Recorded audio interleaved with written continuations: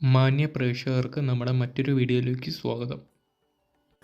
നമസ്തേ, നമ്മുടെ മറ്റൊരു വീഡിയോയിലേക്ക് സ്വാഗതം. ഇന്ന് നമ്മൾ നോക്കാൻ പോകുന്നത് ഉത്തര നക്ഷത്രത്തിൻ്റെ ഫലങ്ങളാണ്. ഇവരുടെ ഭാഗ്യ നമ്പർ, ഭാഗ്യ ദിവസം, ഭാഗ്യദിനങ്ങൾ, ഭാഗ്യരത്നം, പിന്നെ ഇവർക്ക് ചിങ്ങക്കൂറിലും കന്നിക്കൂറിലും സ്ത്രീകൾക്കും പുരുഷന്മാർക്കും അനുയോജ്യമായ നക്ഷത്രങ്ങളും നമ്മളിവിടെ നോക്കുന്നതാണ്. അപ്പം നമുക്ക് മെയിനായിട്ട് നോക്കാവുന്ന ഇവർക്ക് ലക്കി നമ്പറായിട്ട് കണക്കാക്കുന്ന 10ഉം നിറം ചുവപ്പും കാവി നിറവുമാണ്. ഇവരുടെ ഏറ്റവും നല്ല ദിവസമായി കണക്കാക്കുന്നത് ഞായറാഴ്ച ദിവസമാണ്. അപ്പോൾ ഈ ഞായറാഴ്ച ദിവസങ്ങളിൽ പുതിയ പുതിയ കാര്യങ്ങൾ ചെയ്യുന്നത് വളരെയധികം ഗുണങ്ങൾ ചെയ്യും.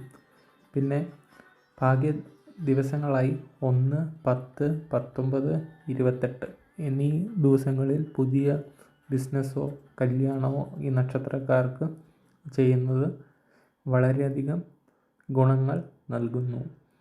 രത്നമായി കണക്കാക്കുന്ന ഇവരുടെ ഭാഗ്യരത്നം മാണിക്യമാണ്. അപ്പോൾ ഇവർക്ക് അതുപോലെ തന്നെ ചേരാത്ത രത്നമായി കണക്കാക്കുന്നത് ഇന്ദ്രനീലമാണ്. അപ്പം ഇന്ദ്രനീലം ഉപയോഗിക്കുന്നവർ മാറ്റി മാണിക്യം ഉപയോഗിക്കുന്നത് വളരെയധികം ഗുണം ചെയ്യും.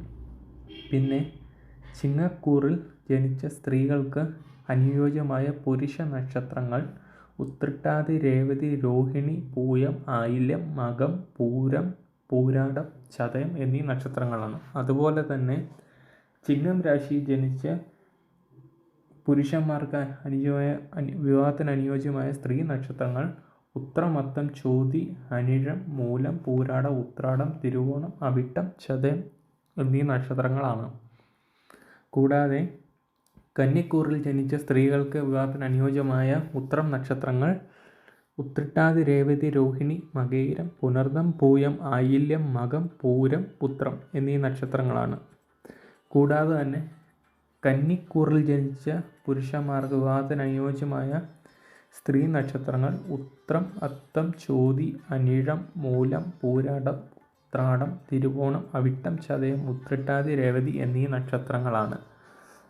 പിന്നെ നമുക്ക് പ്രതികൂല നക്ഷത്രമായി കണക്കാക്കാവുന്ന നക്ഷത്രങ്ങൾ ചുവടെ ചേർക്കുന്നു.